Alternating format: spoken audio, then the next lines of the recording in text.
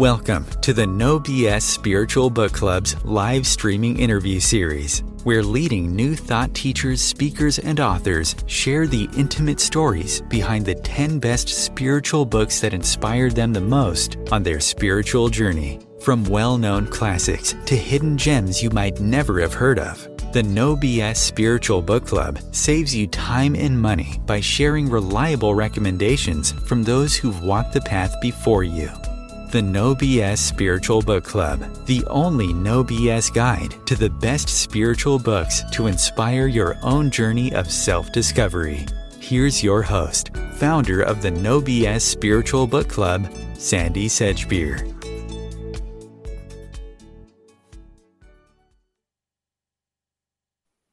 Hello, welcome. ET contact, UFOs, ancient giants, remote viewing, angels, politics, economics, energy healing, and consciousness. Few people have dived as deeply into the worlds of strange phenomena, secret agendas, esoteric studies, and the origins and evolution of humanity than conscious media pioneer Regina Meredith, who spent nigh on 2 decades opening minds and expanding the awareness of millions of people with her highly respected interviews with leading visionaries, scientists, researchers, psychics, authors, thinkers, and groundbreakers, as co-founder and host of Conscious Media Network, the Opens Mind Show on Gaia TV, and her own free video streaming online network. And given the depth of her research and the sheer number of books she's had to read over her career, I can't even begin to imagine how she managed to cull her list of the most influential spiritual books down to just 10. But let's find out. Regina, welcome. Hi, Sandie. It's good to be with you virtually. Yeah, what you just said, I thought I really couldn't do an honest culling in less than 100 or 200 books. So just kind of pulled in a few favorites. Just a few favorites. You didn't use any particular criteria then to cull it down? Well, you can see patterns in it with the books that I particularly appreciate. There's a definite pattern to my own range of interest that you'll see, because a couple of these themes come up more than once. Yeah. Indeed. Okay, well, let's start. Book number 1, and this is in no particular order. No particular Souls order. on Earth, Exploring Interplanetary Past Lives by Dr. Linda Backman. And that was published in 2018, just a few years ago. Yes. So we're just going to dive right into these books. Okay. What I really appreciate about what Dr. Backman did was, as a psychologist, having no awareness of these subjects whatsoever, she started seeing that the people she was regressing in her therapy practice were actually popping into other times, not just other lifetimes, but they were realizing they weren't on Earth when they were explaining their past to her. And what fascinates me about that is a much more kind of deep lineage of events that's been occurring on this planet just in recent history for the last 50, 60 years, which are showing that more and more beings from other places are incarnating. Everyone has a right to take a human body in human bodies. But these people, who she calls interplanetary souls, show up quite differently on Earth, and including as autistic, highly, highly sensitive to pretty much everything in their environment, because they may come from a non-physical realm.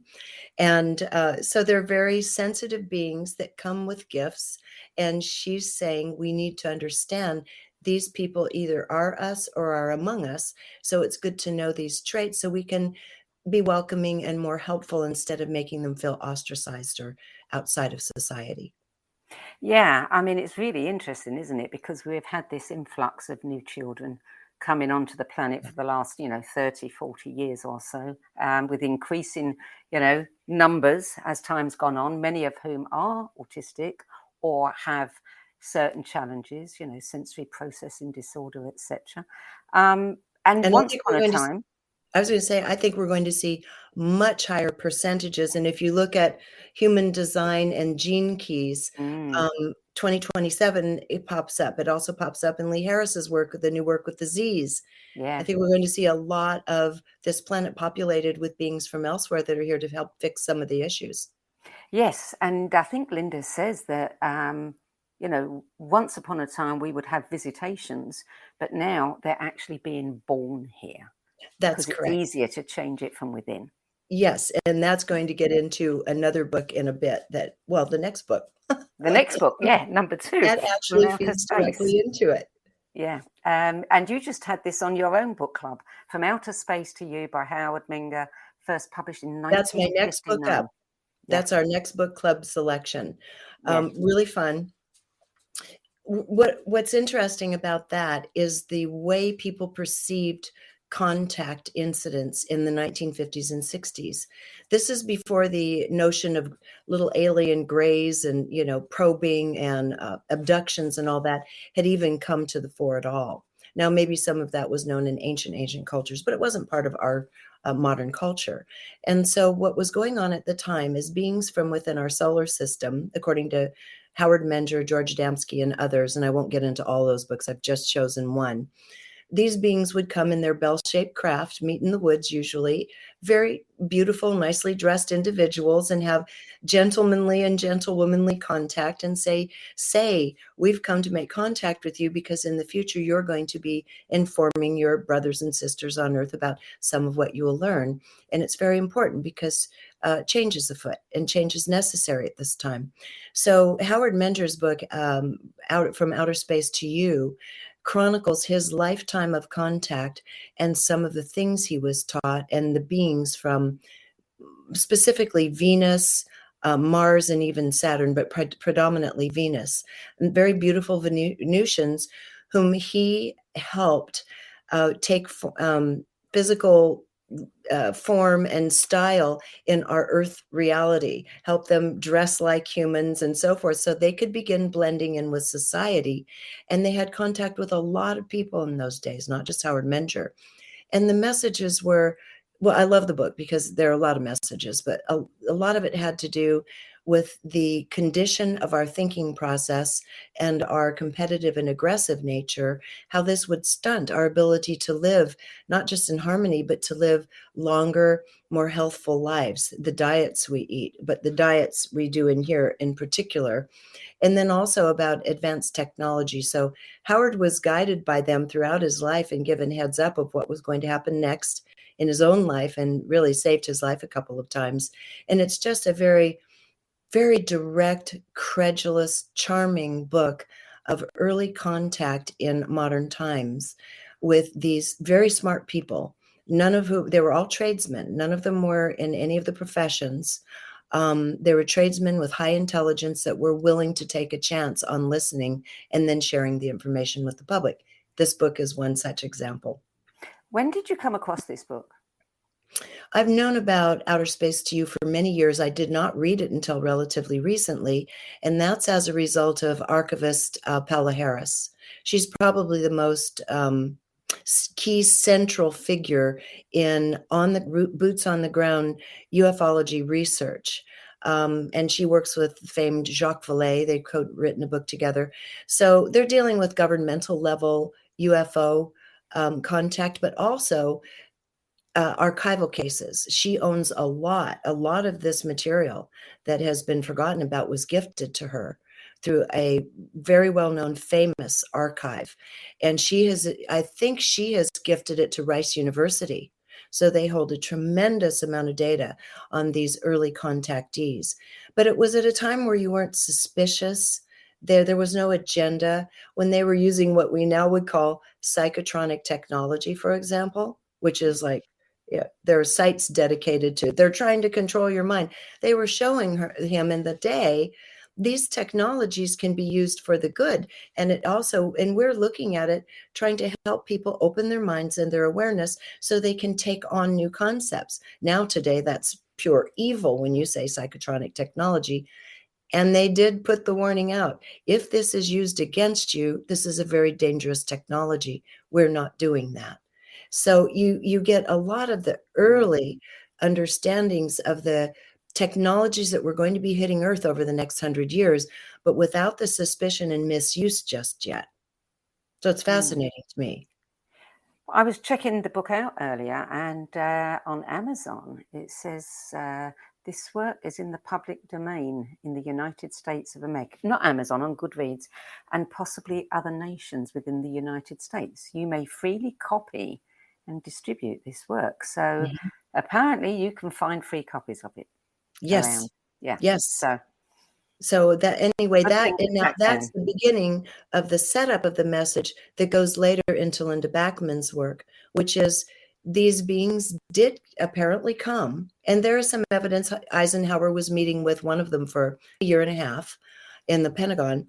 They did come. They tried to help us understand if we keep the warring military industrial model alive, it will ultimately bankrupt the world. But decisions were made from high up. If we do what you say, it will bankrupt us now. So no decisions were ever made toward the end that they recommended. The information on dietary, preferential dietary needs of the human body were ignored in favor of, the pharmaceutical, big pharma, big ag and so forth. So we know how that story ended. So when I'm doing lectures now, I talk about the beginning with these gentlemanly Venusians trying to lay gentle messages down to what we're going to be seeing happen. We're already seeing it happen, and it's going to happen in greater numbers because now they're incarnating as us. They don't think like us. Their emotional bodies are really quite different. And so what appears to be autistic might just be a different way of functioning in society in the future. Yeah. PMA Chatwater talked about these kids as the sixth root race. Interesting. Yes. Yes. Yeah. I agree. And that's where we're headed, and for good reason. Yeah. So book number 3, I'm Still With You. Communicate, Heal, and Evolve with Your Loved One on the Other Side by professional psychic medium and teacher Sherry Dillard, published in 2020. Yes. Sherry Dillard is a very modest woman. She was working with clients early on. She discovered her abilities as a medium accidentally as a teenager and even younger. And it was quite a while before she felt comfortable actually sharing with people what she was seeing. Well, that was decades ago. So now she freely shares. And I think what's so beautiful about this book is the reminder, because I was interested when I first interviewed her a year or two ago. It was because people were dying of COVID and people were terrified of death and of losing people. And as a result, I thought, well, if we understood they're right here, and this is just barely even a transition when you leave this form, which we'll get to in a moment, into the other realm. So treat the person as though they're still there. You can't touch them, but you can love them and chat with them and so forth. And Sherry talks about how that world works with ours. And she was put to the test by a couple of really grumpy people who were skeptics. And she won them over. And this was really the beginning of her coming out in public. When she was saying, well, look at you just hit a wine stain on the cushion of your couch by turning it over, did you not? And the person said, what? So she was very efficient and specific in the way she is able to communicate with these beings. And there are some of the messages that have come through of late. Many young people are committing suicide. Is what their feeling is, having passed over from despair, not finding a place for them in the world anymore, not being able to fit with the economic systems, and potentials for employment aren't there in the same way anymore.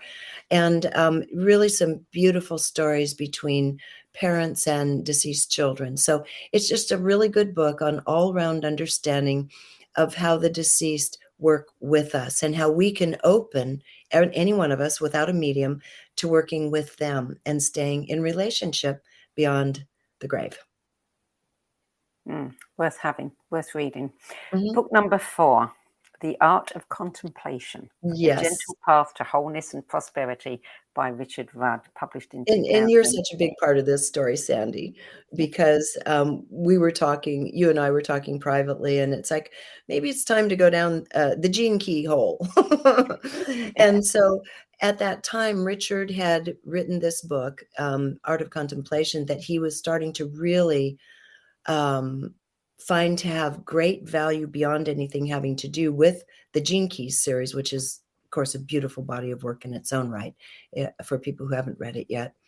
But what I liked about this slim volume was the grace, truth, and directness of it, because the way he poses that we come to understanding, tapping into, and even resolving some of the deeper subconscious issues, which many people know if they've been to some kind of therapy. You can sit on a bench and chat all day long, and you might never really bring it up for true review, the thing that you might be in the grip of subconsciously that's causing whatever kind of behavior. And this book is so, I just think, so beautiful in guiding people into the art of contemplation. And as he said, don't try to make a quick fix. This is something that you go deeper and then you sit with. You think, I feel that. I'm seeing something I hadn't really noticed before. I hadn't remembered that before. And you keep going through this very gentle kind of Zen process until you get to the bottom of the thing. And he said, never try to rush the thing, right? You've read it, so add your own part to it. That's what I find so Well, yeah. gracious. The words you used, grace and etc. I mean, to me, those are words that Richard Rudd seems to embody. I think so. He has qualities about him that you just trust the man, because there's no sides to him, and I love all of his work. I'm currently working my way through the Dream Arc slowly. I haven't gotten there yet. I did give myself a year to do it. Yeah, I mean, all of this requires actual engagement and contemplation. You can't just rush through and memorize a few bullets and think you've understood anything. And that's why I appreciate his work as well. And again, it's not overwhelming. It's very experiential, slim little volume, which is wonderful if you're ready to take the journey of going inside. Yeah, and I think, I've always preferred contemplation to meditation. It's easier for me. I don't want to sit and try to get out of my mind. I like what's in my mind, and I like reviewing it. Yes, I do too. And for me, I mean, everyone meditates differently. I meditate mostly to just kind of tap in and get information. I don't do it so much for contemplation. It's like, I'll meditate to say, am I missing something? Show me what I might be missing, and just boom, get a little download and I'm out of there. So I'm like you. I far prefer contemplation. Yeah. So book number 5, The Golden Star, A Mystic Crescendo in 12 Visions by Jean Michaud. He's the professor of anthropology at a French university. And that book, maybe he was, I don't know if he's still alive, that book was published in 1948. He's long dead. He's long dead. I have my own ideas that I probably shouldn't share here, but I have my own ideas as to who Jean Michaud has been in other lifetimes, who he is. Yes, because I've read a lot of Hermetic material. He was the founder of the modern, they call it Order of the Hidden Masters, and they don't mean masters as in S&M. They mean people who have learned how to master knowledge and mastery over their minds and emotions a bit. So the OHM, he was the modern day founder of that in the 1940s and wrote a series of books on mysticism. And I started looking at the language between Hermetic lessons, his books, and some other things like the Revelations by John. And you start seeing a theme of this incredibly beautiful entity. The way in which this man engages with the other realms is extremely visceral, powerful, visual, descriptive. And that's what this book, The Golden Star, is. As a student of Hermetics in the early years, they say, if you can, take the time to read this book by Jean Michaud. And what it is it's the journey of two little children with an old master. And they say, would you like to see what is above and what is below Earth? Would you like to see how these realms exist and what their purpose is? So he takes these two little children into the other dimensions and realms. And you're talking about, he starts with the lower realms, which are quite frightening to them, thunderous and, murderous and so forth, and then takes them up into the highest realms. And again, in the Hermetic parlance. There are 3 realms above, 3 realms below, and Earth is the middle realm. And the reason I like this as well is because on Earth, my own understanding and my own experience, this is something I like to chat about, is that we're all very happy to say, oh, I met with my guides. I could feel them touch me on the shoulder and they gave me the most wonderful messages. We love connecting with the higher realms and don't understand how often we're also connecting with the lower realms. We like the higher realms. That's delicious. Lower realms is quite inconvenient and uncomfortable. So he describes the nature of these realms as we move through them. And this is all a matter of resonance. The more sublime our own thoughts and the more peace in our own being, the more we're connecting in with the higher realms and these wonderful angelic beings, guides. And then, of course, if we go into despair, we're connecting with lower realms. And so it's very interesting to see the way this glorious mind has laid out the realms surrounding Earth. Have you read several of his other books? Yes, Occult Enigmas is one. Oh, I did a terrible, naughty thing. You stole it from a library. No, I borrowed it. I forgot to return it, and I paid a $94 late fee. Oh, wow. But the book, if you could find it, is like $1,200 or something. And it hadn't been checked out in decades, so I didn't feel too guilty. A little guilty, not too guilty. So anyway, yeah, and Occult Enigmas, and then his lectures through the Hermetics primarily. He's written quite a number of books. He had written, but again, I would encourage anyone that can connect with any of his works, if you can. This is just a very beautiful mind. Well, I can explaining hear how reality works. clamoring now to ask me to ask you, well, who was he? Who do you think he was? This is my position. There is a being that goes by the name, and I won't say the name, I shouldn't do that, but by a specific name that is threaded throughout Hermetic lessons. And a couple times a year, you hear from this being, and they talk about the Elysian fields, for example, or something. And you think, it takes your breath away. I'm ready to leave this planet just to be in these fields because it's so beautifully descriptive. He is that. I figured out that he was that being, but who I think he also was because of the very juicy, deep description of Revelations, which the Hermetic story of Revelations is nothing like anything I've ever read. It's both beautiful, uplifting, frightening, everything all at once, all depending on your level of consciousness. And so I believe he was the disciple John. And in this life, he is Jean. And I believe he is that other entity that goes by another name entirely, that has written these lessons and put them together. So I believe he was the original John of Revelations. That's my belief. We only pose it as such. But there is not just a great similarity, almost identical match in the styles of writing. Interesting. So book number 6, Anastasia, The Ring in Cedar series, book 1, Vladimir Mega, translated by Marianne Schwartz. And he started that series in 1996 after meeting Anastasia in 1995, just the year before. Yes, that's all a mystery. That part's a mystery. I knew, Vladimir Megre has a Russian to English translator. I've interviewed him. His name was right on the tip of my tongue, and now it's gone. Anyway, Shrashkin. Leonid Shrashkin. I think that might be in the Gaia archives. I interviewed him when I still had Conscious Media Network, Leonid Shrashkin. I asked him, I said, what's Vladimir Megre all about? He said, Regina, he said, I got to tell you, he's a businessman. And he's a normal Russian guy, businessman. And I said, how could he have written such sublime, simple, almost childlike, innocent, sublime information about living?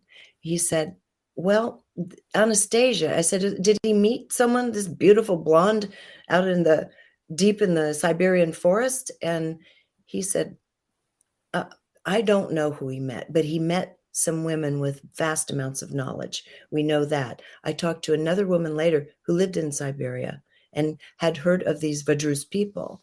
And she said, the rumor was there, Vladimir had met these young women in a commune outside of Moscow who were raised kind of like in a Waldorfian way. The whole community raised the children in a very highly spiritually developed and holistic manner. She thinks he got the information from these women in the commune. We don't know where he got it, but the series shows us a way of integrating with nature and spirit and one another, and the means of pairing up as couples in terms of the starting at a very young age, the games that people play together very healthfully, boys and girls and so forth, and the artistry that comes up through, the mating process, and then going on through the birth process of the human and how to set up. The whole thing is around a domain of kin. All of the 9 books are really focused on the domain of kin. There are sidebar stories that are quite interesting, like how we could set up the ideal prison system in the world is just stunningly beautiful. And it makes you cry because you can see people would have a chance again if we set our prisons up like this. I think that was book number 7. And so all of these books delineate a way of living with each other and among each other for absolutely perfect nutrition, wonderful interactions with family members. The young couple goes away after the wedding, and the family comes in, and they each are given a hectare of land, which is 2 acres. They build their little home for them, plant the trees that they've already chosen, the garden they've chosen. The whole community sets them up for life, and they pass this on generation after generation. And this was supposedly credited to the ancient Vedrus, a very private sect of remaining individuals in the Siberian taiga forest. And so I found them, and most everybody that's read them finds them absolutely magical reading. Lots of food for thought about how we could have a healthier, kinder, gentler society. But he's written 9 books, and that's it. Nobody's heard from him again. No, he met these women, and he was tapped to do this one thing, and he brought this in the world. And there are there, it's called the Ringing Cedar series, and there are people in Russia in particular. There are a few Ringing Cedar groups where they have done this. They've collected land. They live in extended family. It almost looks Amish, old dress and everything. Everyone can interpret and do this kind of thing the way they want. But the point is that they live on the land with each other, help each other, grow their own food to the largest extent possible, raise their children with a type of education that's absolutely fascinating. In fact, Leonid and I were to have gone to this place in Russia where one of the Ringing Cedar schools is. These kids are phenomenal, and the system of education is a model for, in many ways, what should be done with our future educational system. But these big fires started right there, so I actually didn't get there. I was in not Serbia. Bosnia? Oh, Croatia. I was in Croatia at the time, and I never got any further over. So anyway, it's just fascinating when we look at this is a way to help raise our children and model a future. If you just take a few things from it, starting with the first book about how she taught him to put the seeds that you're going to plant under your tongue to absorb your DNA and information. So your portion of the garden grows, that plant grows with those enhanced nutrients for your body. Just that little thing alone is worth not reading 9 books for. I had when those books came out, I was talking to a friend of mine who had a Russian gardener, and we were talking about these books, and she said her Russian gardener had said to her, when you move into a new home, do not touch the vegetation, the garden. Do not do anything to it, because after 6 months, you will find that garden is producing plants that resonate with you. Yes, for entanglement.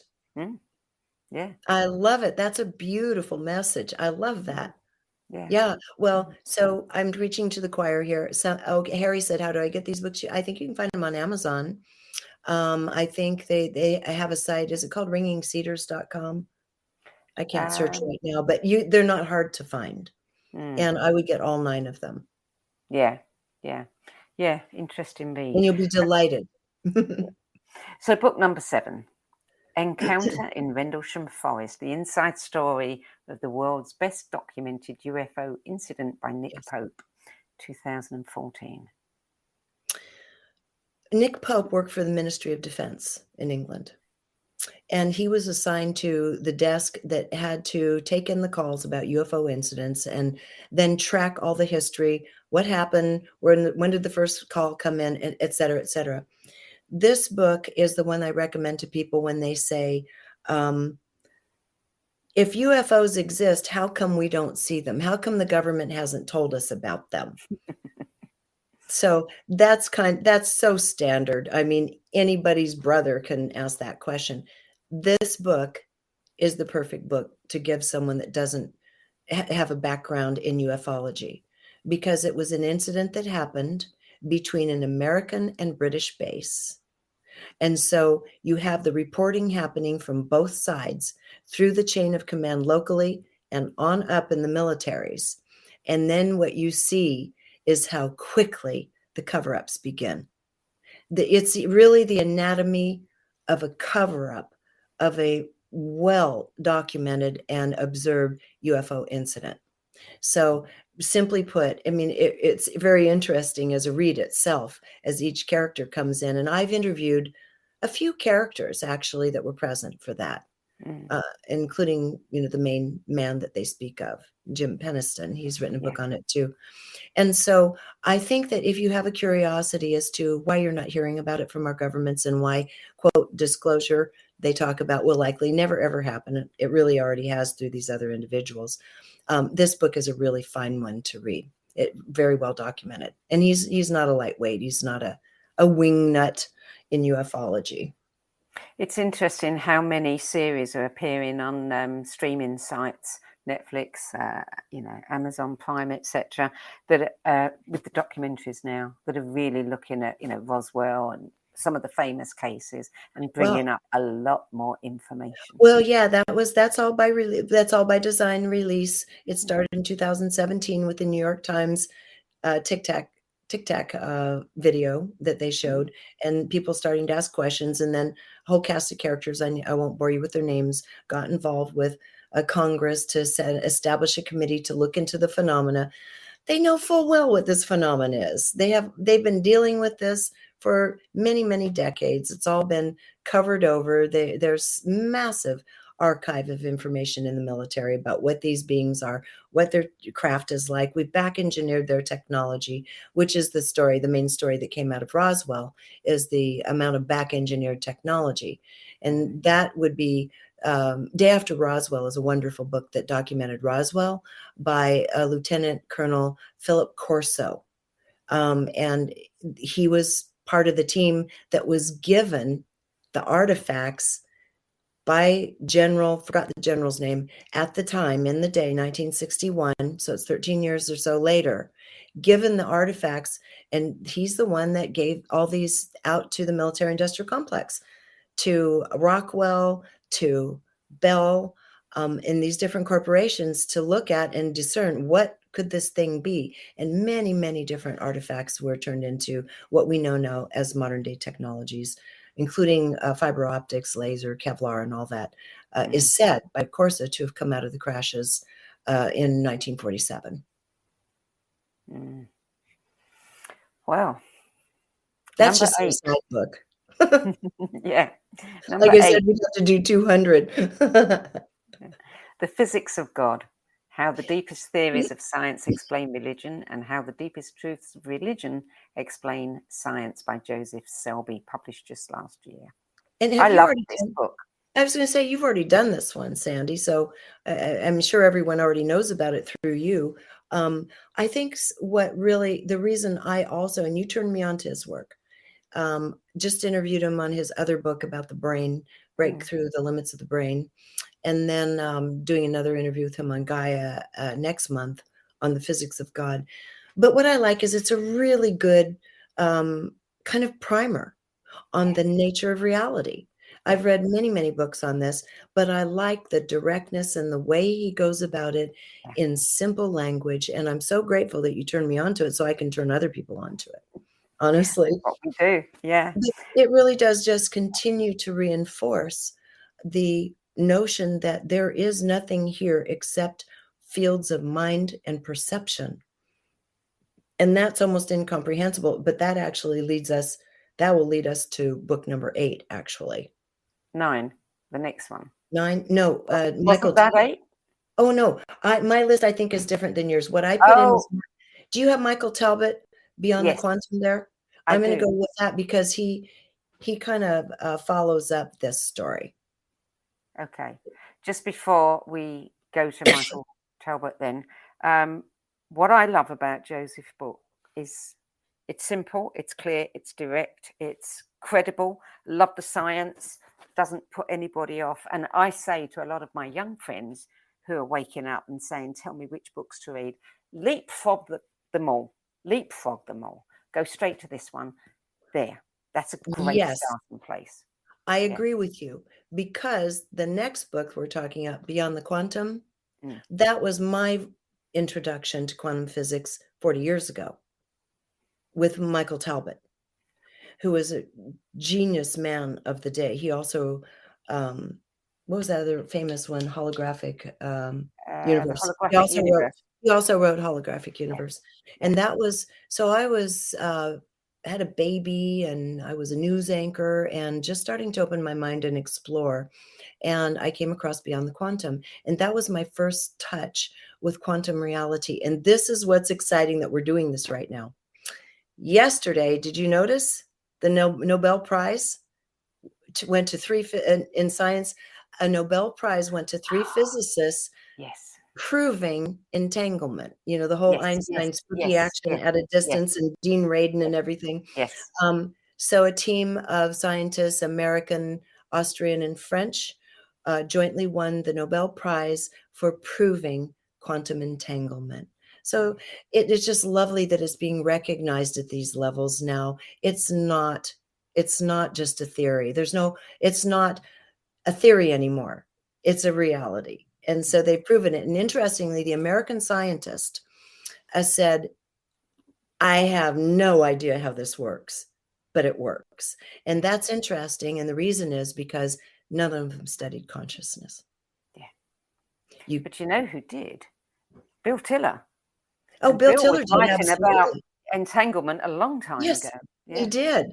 So these guys don't know why it works, but it works. We know why it works. So Beyond the Quantum, we were talking about an early influence in life. I would suggest now, it's a lovely book, but I would agree with you for anybody that wants to start learning about the nature of reality. And it's important. I mean, to me, that's really one of my greatest loves in life, is understanding the nature of reality and mind. And if we came to understand and could just for a minute get our mind around the notion that the actual physical mass in our body, in a human body, fits on the pin of a head, the head of a pin.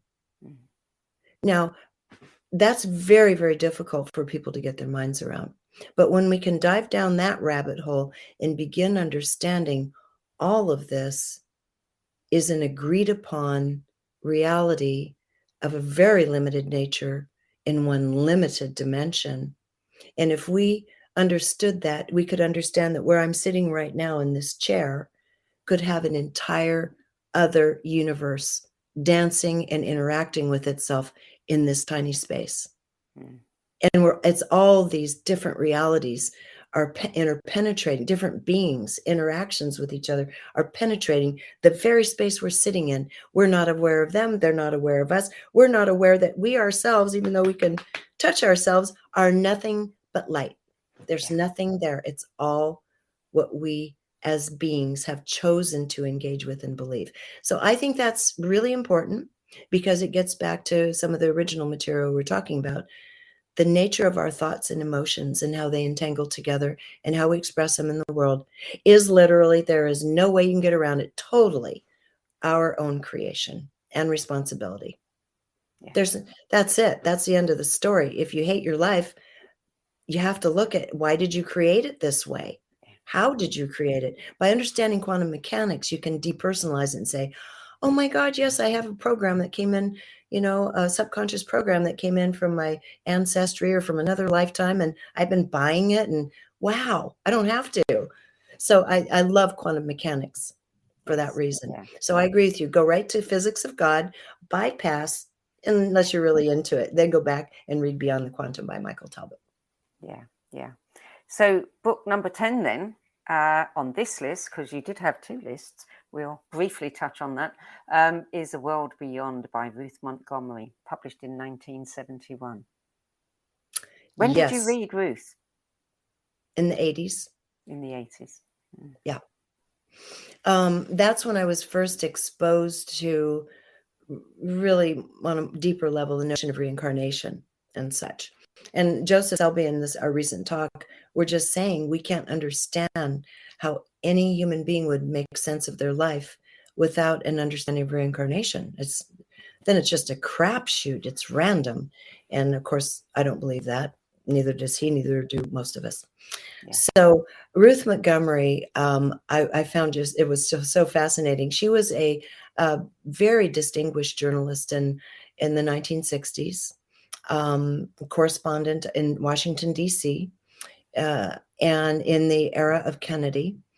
And there was a well-known celebrity medium named Arthur Ford, who was her friend. And Arthur died and started reaching through to Ruth. And she started a different kind of journalism. She was suddenly a different kind of correspondent. She realizes her hands starting to write things that her mind isn't thinking about. So she became a very skilled automatic writer and became very open intuitively. And Arthur Ford, after he passed, came through and started telling her what the transition is like, what he found on the other side, what the nature of the beings were, what they were doing with their time. And I remember one particular person he talked about, again, going back to quantum reality, resonance, entanglement, and all of this. The woman had spent a large part of her life ironing clothing, just ironing. And he said, he just watches her. She's on the other side doing what she knows to do, what's most familiar with her. She was on the other side, no longer embodied, just ironing. Where other people go on to say, yeah, this is great. Show me what you've got. I want to learn everything I can. And excuse me.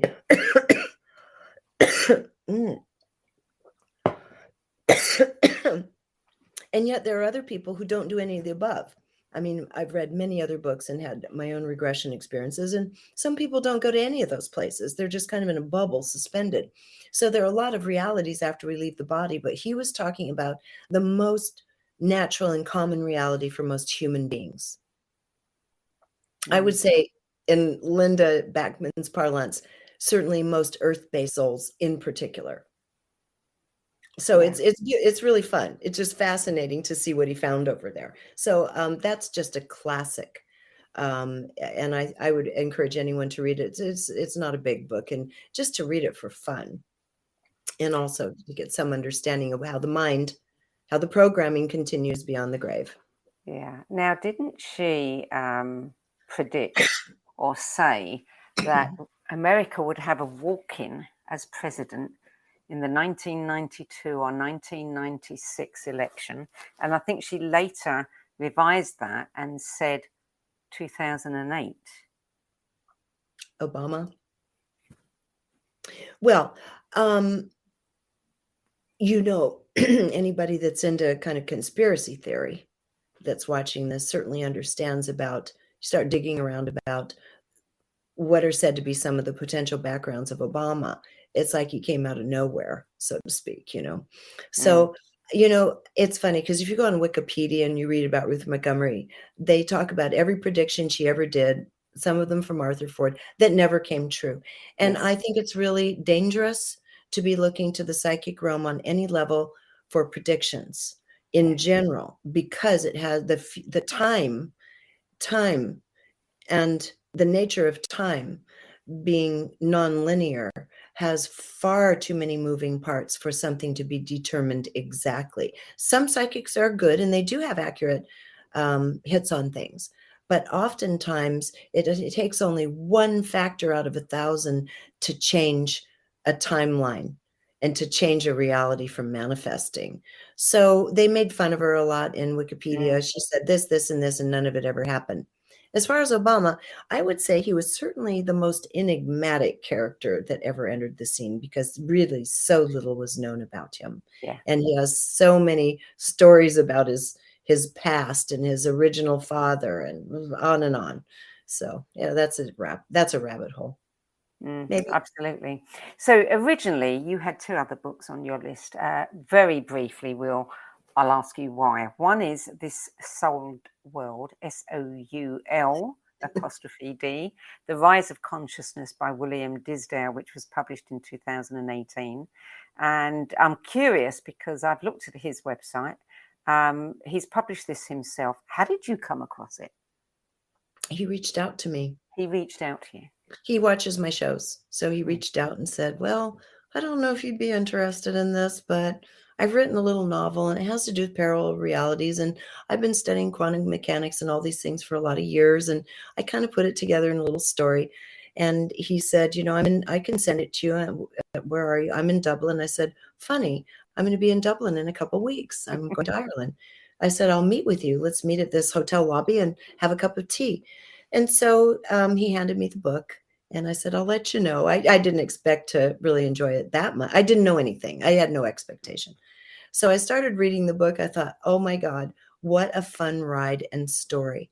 Now, you'll see a lot of these, there's kind of, there's a thread. Certainly Ruth Montgomery, Jean Michaud, Anastasia, Sherry Dillard. These are stories. And I'm myself, my life's work is to read books and help people tell their story, but I'm a storyteller and I appreciate stories because our mind engages with the story in a completely different way that engages with data, raw data. And I appreciate raw data. I mean, certainly looking at some of these books on quantum mechanics, you have to be comfortable with, some experiments and data. But in the end, I think the way humans learn, and this actually was, I believe there was a TED Talk on it and they had done experiments on it.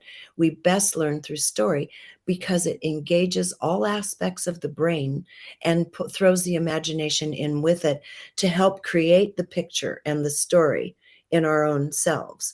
And so what he's done is he has this wonderful, thrilling, fun story about a British man who has developed a portal machine that you can leap through and go into another dimension.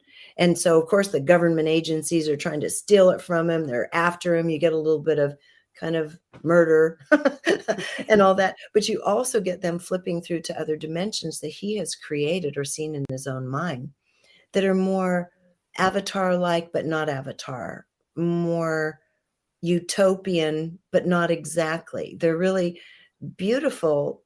It's kind of beautiful thoughts and ideas, all that are based on a lot of the things we know about the nature of reality, new technology that is emerging.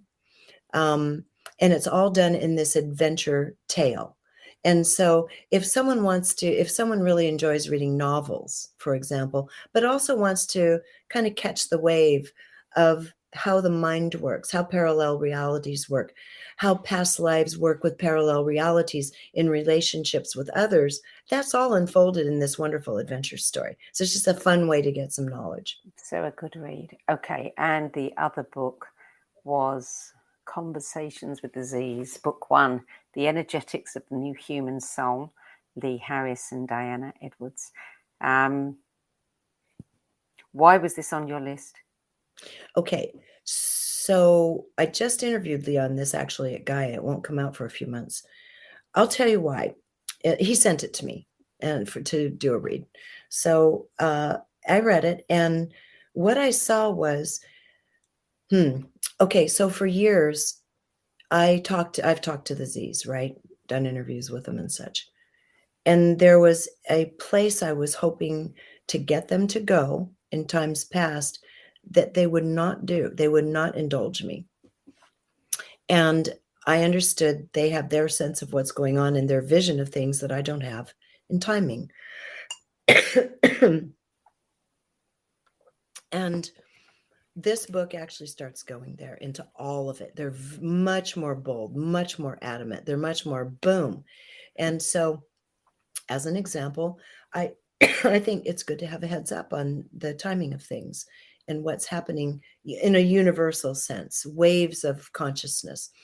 And so they really went into the timing of the events to happen over the next 7, 10 to 20, and 50 to 100 years. What we should see by way of societal development, politics, and so forth. So they get very bold in this book. And so I think it's worth reading just to get the Z's perspective and heads up, because one of the things we see again is 2027. Because I said, so in the interview with them a couple of weeks ago, I said, so what you're describing is kind of the darkness before the dawn. Yeah. And they said, well, no, not exactly. You're not there yet. And I said, we're not there yet. Excuse me, I have a tickle.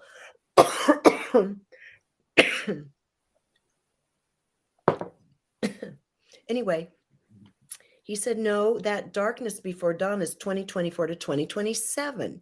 And then things start switching is when also they said the new humans start coming in great saturations in 2027. So I think that's good to know. It's going to get worse. Yeah. I'm going to mute my mic. I have to cough for a second, Sandie. That's okay. While you're doing that, I'll just share that certainly people I know who've had a look ahead have said that the next 10 years are going to be very, very tough. Very tough. Yes. Well, they lay that out very clearly. More chaos, more what we would perceive of as darkness.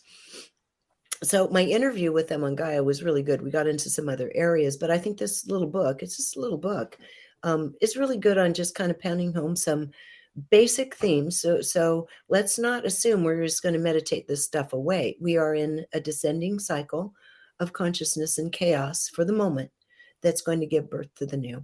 And it never happens any other way. You can't have birth without death. Exactly. Well, that brings us to the end of your 10, 12 books. 15. You have really successfully straddled, the worlds of mainstream and alternative media. And you've told some of your story in your book, Accidentally on Purpose, Tripping Through Life with Regina, 2018. You talked about Michael Talbot's book being really pivotal for you, but, you've done sports TV, you've done, vegetarian cooking, you've, produced documentaries. At what point do you recall the light going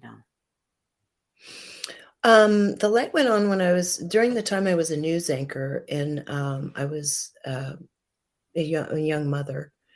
I'd had experiences before that were kind of phenomenal in nature, but I didn't give them any thought.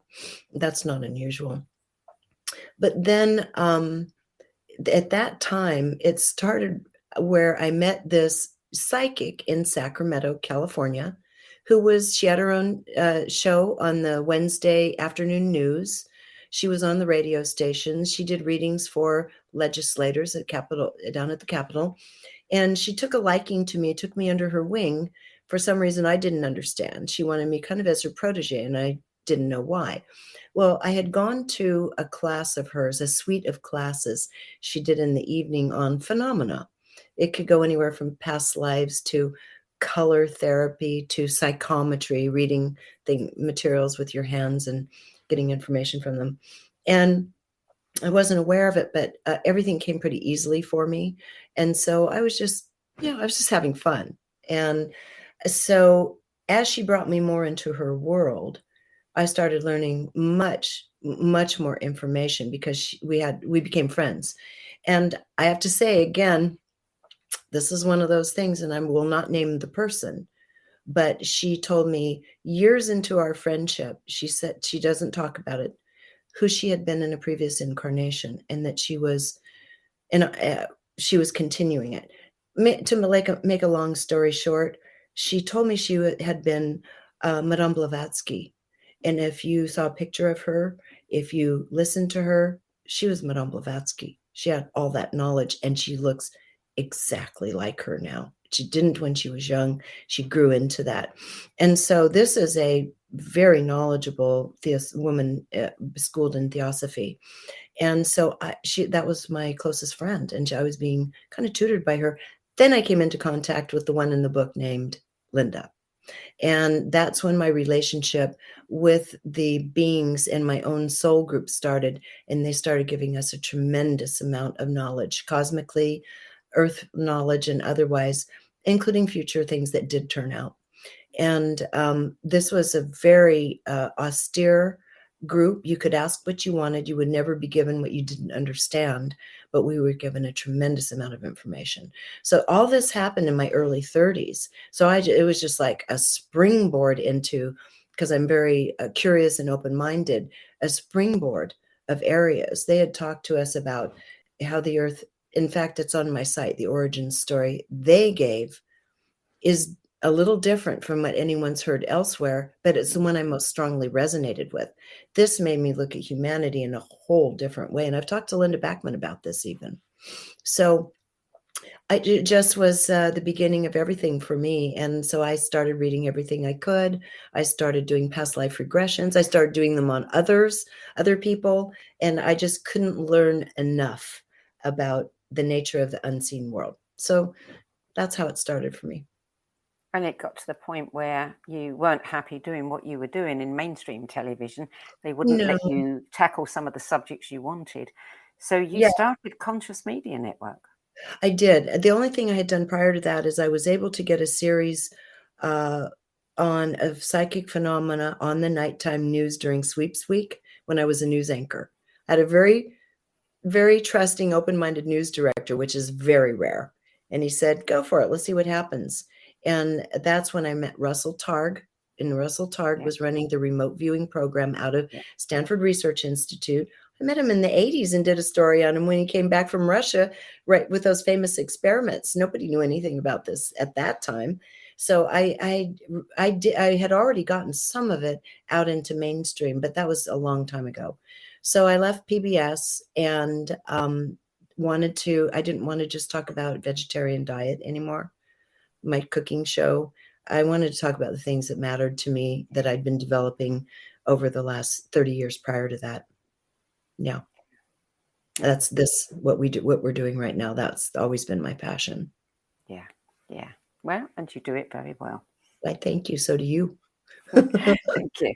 So there's you run your own book club.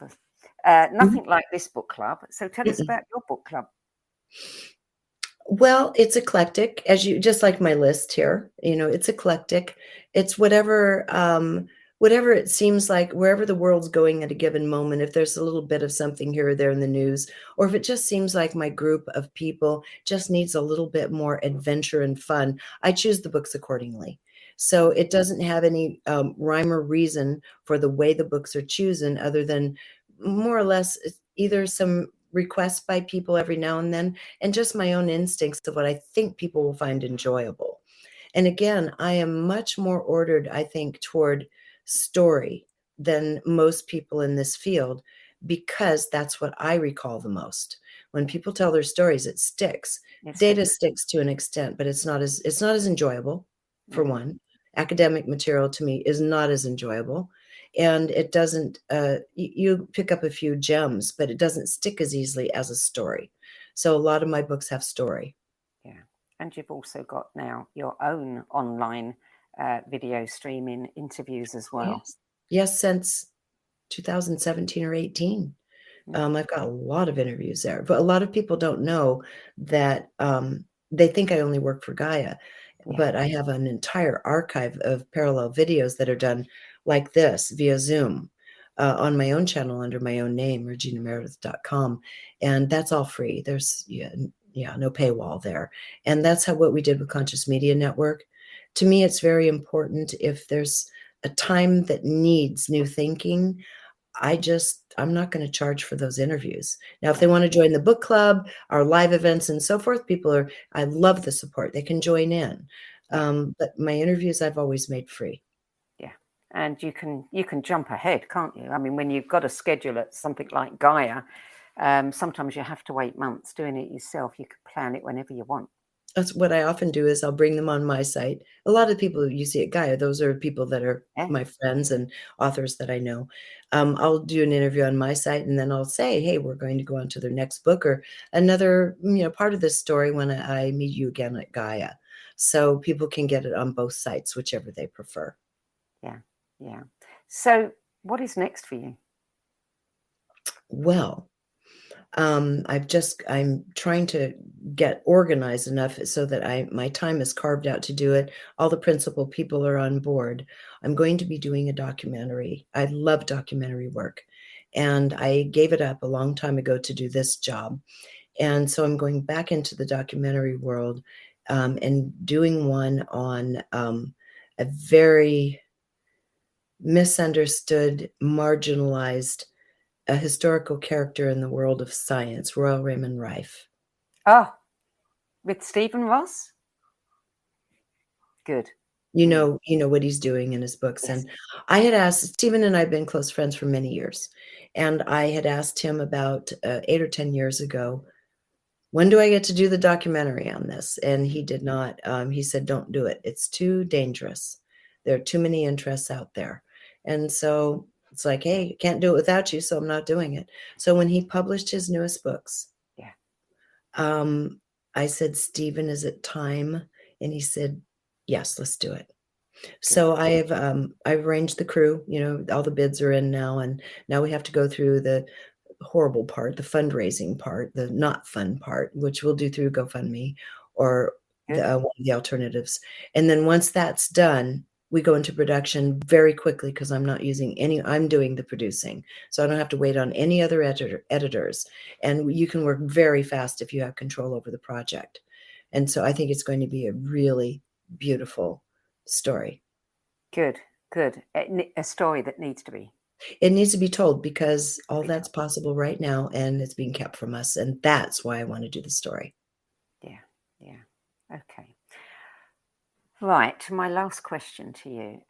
The late best-selling author, and I don't ask this of everyone, but only when it feels appropriate, Jorge Luis Borges said that when writers die, they become books, which is, after all, not too bad an incarnation. If that is true, what kind of book would you become?